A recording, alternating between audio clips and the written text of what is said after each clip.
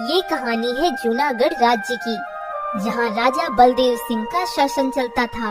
राज्य में बहुत खुशहाली फैली हुई थी, क्योंकि राजा बलदेव सिंह और उनकी पत्नी महारानी विशाखा को पुत्र रत्न की प्राप्ति हुई थी, जिसकी खुशी में पूरे राज्य के लोगों को राजा और उनकी पत्नी द्वारा राशन वितरण किया जाता है।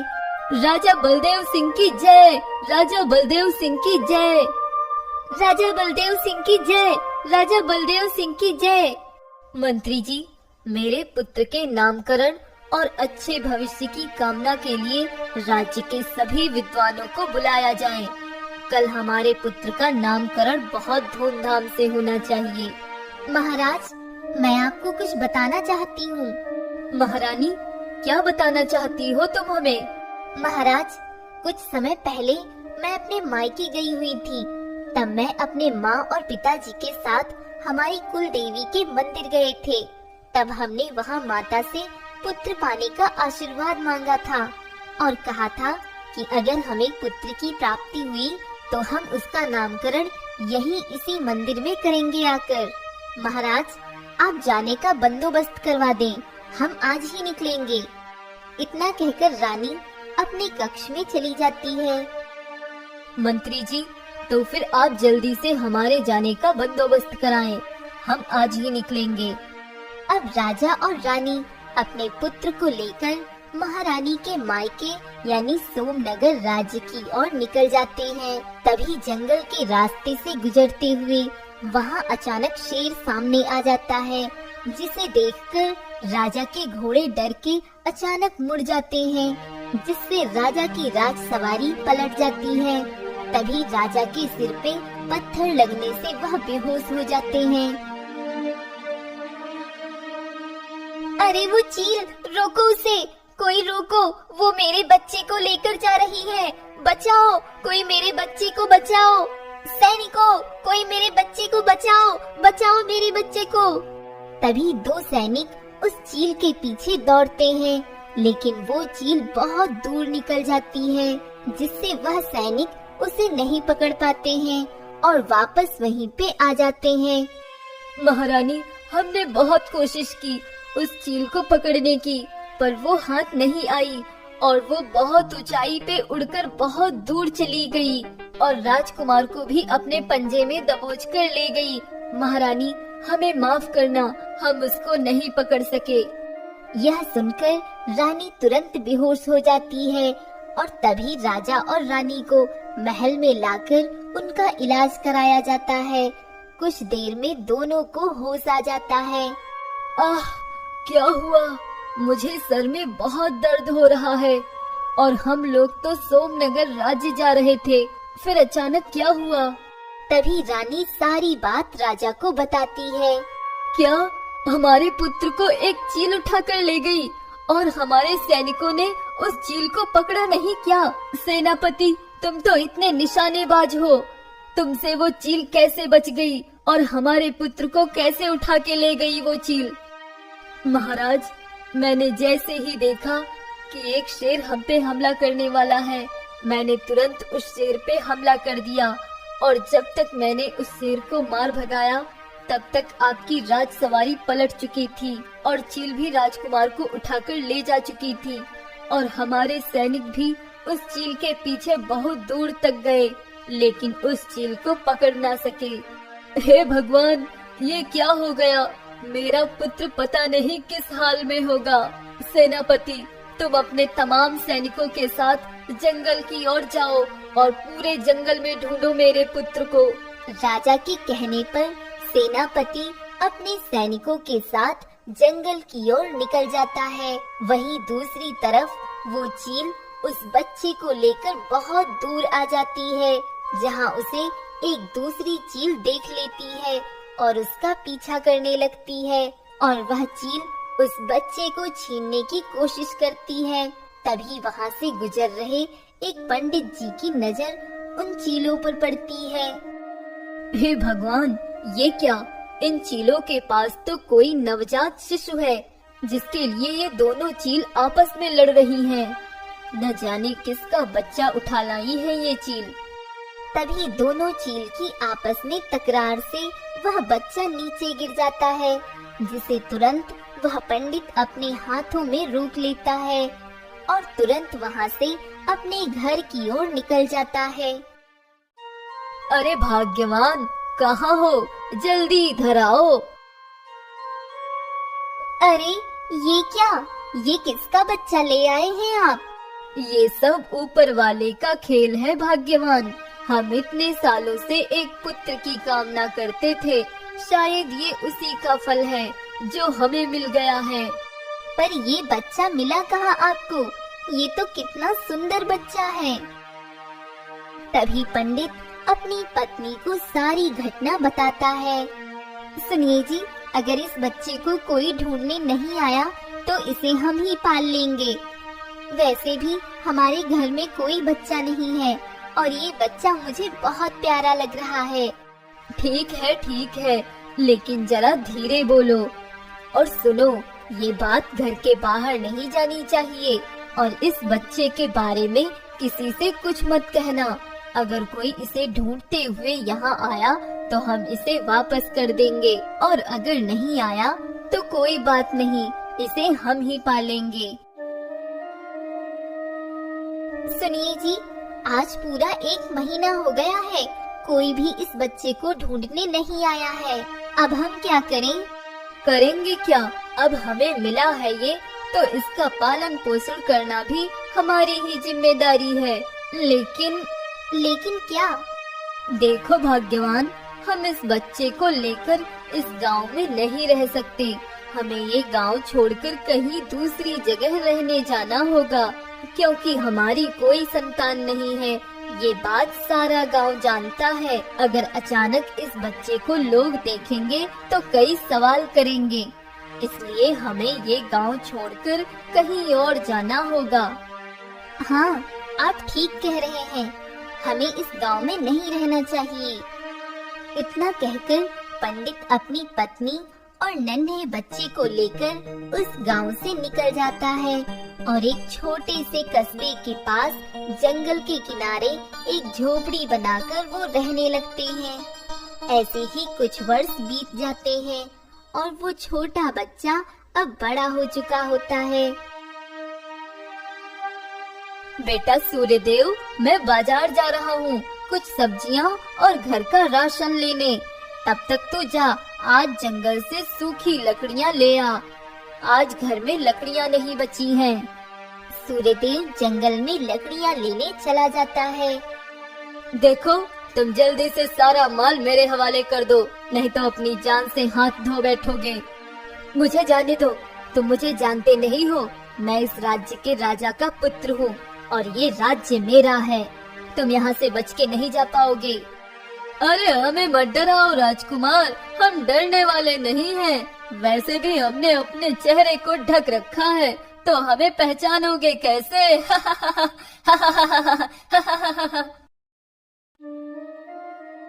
अरे ये क्या? ये तो डाकू हैं और उस व्यक्ति को बंदी बनाकर उसको लूटना चाहते हैं। मुझे कुछ करना होगा।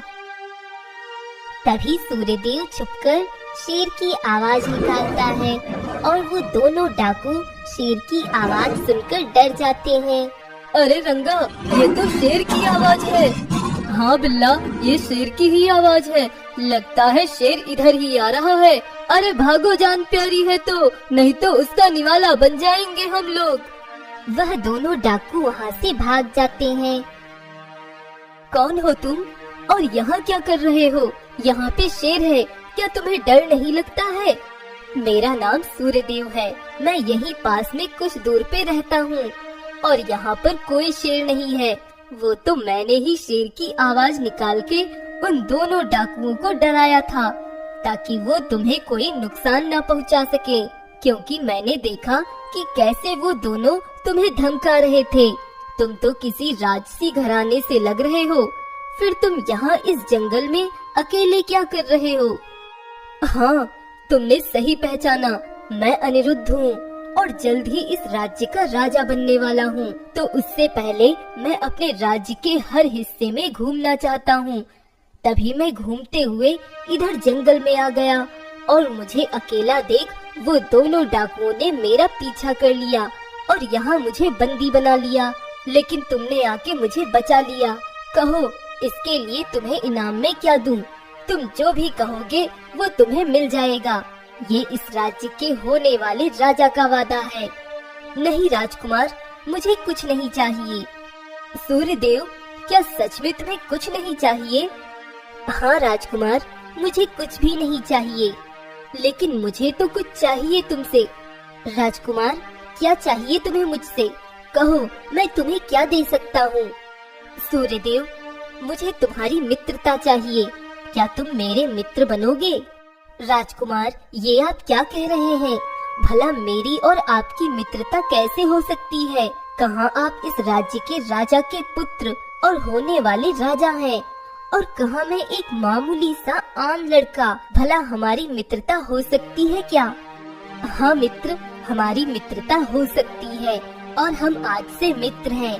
और मैं अपने मित्र को अपने राजमहल में बुलाकर उसकी बहादुरी का इनाम दिलवाना चाहता हूँ। इसलिए तुम्हें कल ही राजमहल के राज दरबार में आना होगा। मैं तुम्हारा इंतजार करूँगा मित्र। ताऊ जी, यही है वो सूर्यदेव जिसने मुझे जंगल में डाकुओं से बचाया था। सूर्यदेव, तुमने मेरे पुत्र की जान बचाई है, जिसके लिए मैं चाहता हूँ राजा साहब से तुम्हें कुछ इनाम मिले।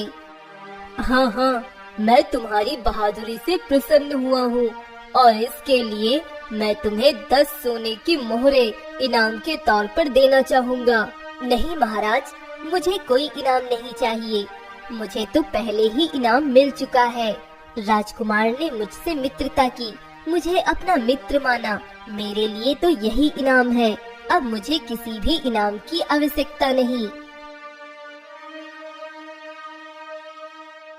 नहीं, ये नहीं हो सकता।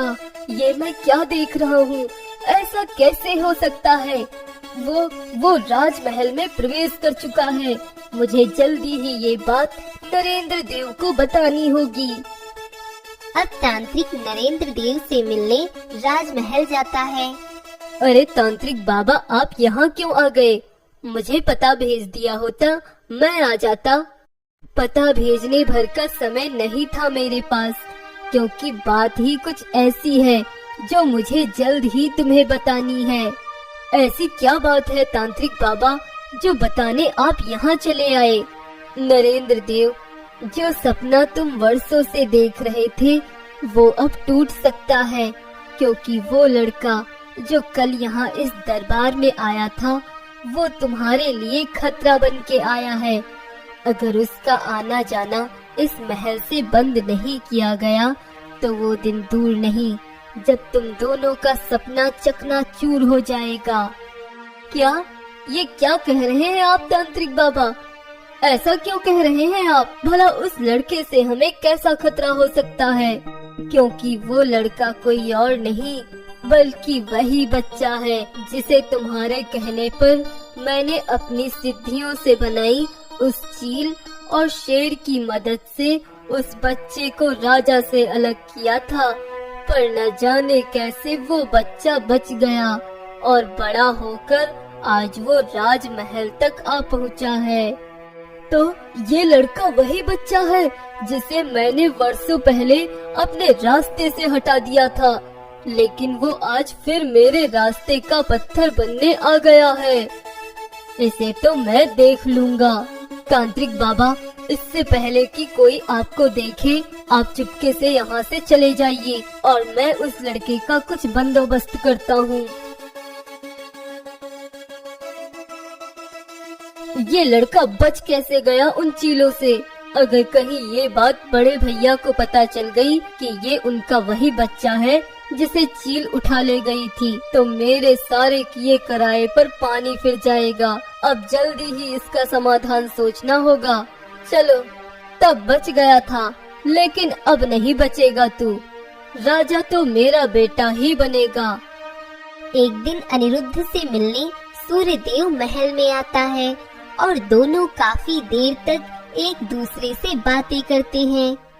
अच्छा अनिरुद्ध, अब मुझे चलना चाहिए। माँ और पिताजी मेरी राह देख रहे होंगे। ठीक है सूर्यदेव, हम कल फिर मिलेंगे। हाँ हाँ जरूर। सूर्यदेव अब अपने घर की ओर निकल जाता है। यही मौका है इसे रास्ते से हटाने का। अब देखता हूँ कैसे बचता है तू। सुनो, मेरी मदद करो बेटा। अरे काका, क्या हुआ? आपको क्या मदद चाहिए? बेटा, मुझे मेरे बेटों ने घर से निकाल दिया है और मैं अपना कुछ सामान लेकर गांव के बाहर आ गया हूँ, पर मेरा बहुत जरूरी सामान घर ही रह गया है। क्या तुम मेरे इस बक्से को थोड़ी देर अपने पास रखकर यही मेरा इंतजार करोगे? मैं जल्दी से जाकर वापस आ जाऊंगा। ठीक है काका, अब जाइए। मैं यही आपके बक्से का ध्यान रखूंगा और यही आपका इंतजार करूंगा।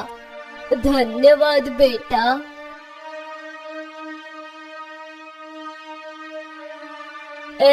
ये बक्सा तुम्हारे पास कहाँ से आया? ये तो वही बक्सा है जो राजा साहब के महल से चोरी हुआ है। हाँ, लगता है इसी ने चुराया है।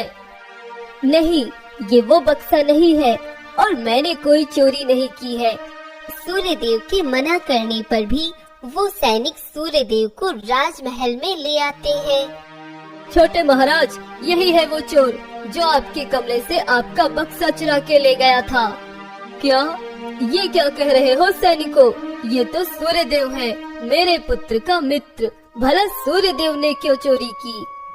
छोटे महाराज, हमने इसे रंगे हाथों इस बक्से के साथ पकड़ा है। तो फिर ठीक है, इसे राजमहल में चोरी करने के इल्जाम में आजीवन कारावास की सजा दी जाती है। जाओ, इसे कारावास में कैद कर दो। नरेंद्र देव, क्या तुम्हें नहीं लगता कि फैसला करने में तुम जल्दबाजी कर रहे हो? ये लड़का तुम्हारे पुत्र का मित्र है, क्या इसे इसकी सफाई में कुछ कहने का कोई मौका नहीं देना चाहिए? भैया, जब चोरी किया हुआ बक्सा इसके पास मिला है तो अभी क्या सफाई की उम्मीद बाकी है? और रही बात ये कि ये लड़का मेरे पुत्र अनिरुद्ध का मित्र है, तो इससे इसकी सजा कम नहीं हो सकती, क्योंकि अपराध करने वाला चाहे कोई भी हो, हमारे राज्य में उसे उसकी सजा जरूर मिलती है। इसलिए ही तो ये राज्य इतना महान है ना बड़े भैया? हाँ हाँ।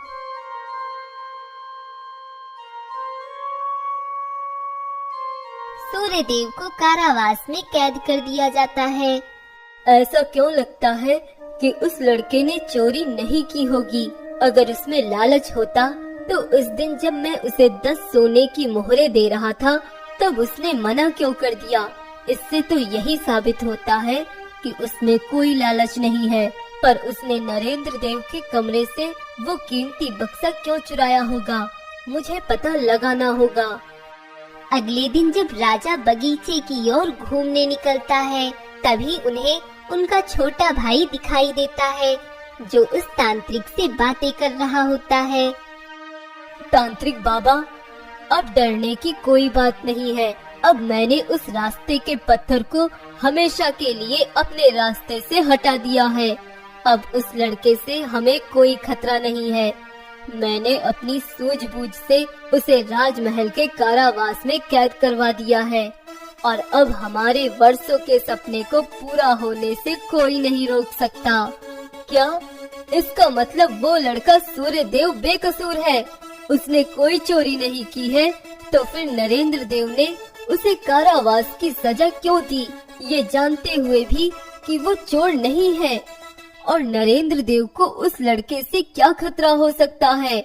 और नरेंद्र देव का क्या है वर्षों का सपना जो पूरा करना चाहता है नरेंद्र देव? मुझे इसका पता लगाना होगा। सुनिए जी, सूर्यदेव अभी तक घर नहीं आया, कहीं वो कोई मुसीबत में तो नहीं फंस गया? अरे भाग्यवान, कैसी बातें करती हो? क्या तुम्हें पता नहीं, हमारे बेटे की राजकुमार अनिरुद्ध से मित्रता है और वह उन्हीं से मिलने उनके महल चला जाता है। जब देखो तब गया होगा, वहीं आ जाएगा। तुम चिंता मत करो। देखिए ना, शाम हो गई है। अब तक तो आ जाना चाहिए था सूर्य देव को। मेरा दिल घबरा रहा है। अब और इंतजार नहीं कर सकती हूँ मैं। चलिए राजमहल में जाकर ही उसको बुला के लाते हैं। ठीक है, तुम कहती हो तो चलते हैं। अरे कहाँ जा रहे हो तुम दोनों? दरबारी महोदय, मुझे अंदर जाना है। मैं सूर्यदेव का पिता हूँ। मुझे अपने बेटे से मिलने जाना है। वो क्या है कि वो यहाँ आया था, लेकिन शाम हो गई है और अभी घर वापस नहीं पहुँचा, तो हम उसको ही बुलाने आए हैं। बस उसको लेकर अभी वापस चले जाएंगे।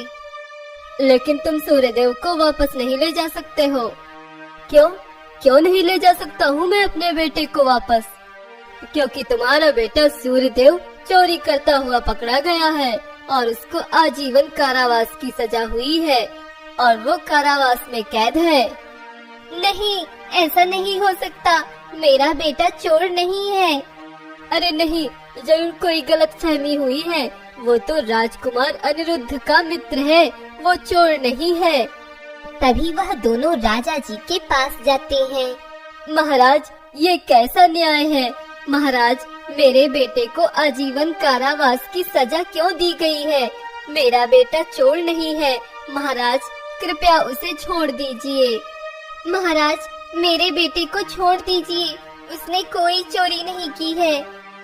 तभी वहीं खड़े वैद्य जी उस पंडित को पहचान लेता है और कहता है, पंडित मदनपाल, क्या आप ये कह रहे हैं कि सूर्यदेव आपका बेटा है?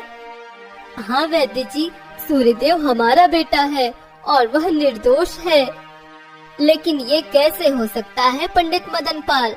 मैंने तुम्हारी पत्नी का इलाज किया था कुछ वर्षों पहले और तुम्हें बताया था कि तुम्हारी पत्नी कभी माँ नहीं बन पाएगी, तो फिर सूर्यदेव तुम्हारा बेटा कैसे हो सकता है? वैद्य जी, आप सही कह रहे हैं। मेरी पत्नी माँ नहीं बन सकती, पर ये बच्चा हमारा ही है। वैद्य जी, आज से 21 वर्षों पहले मैं जंगलों की तरफ से गुजर रहा था।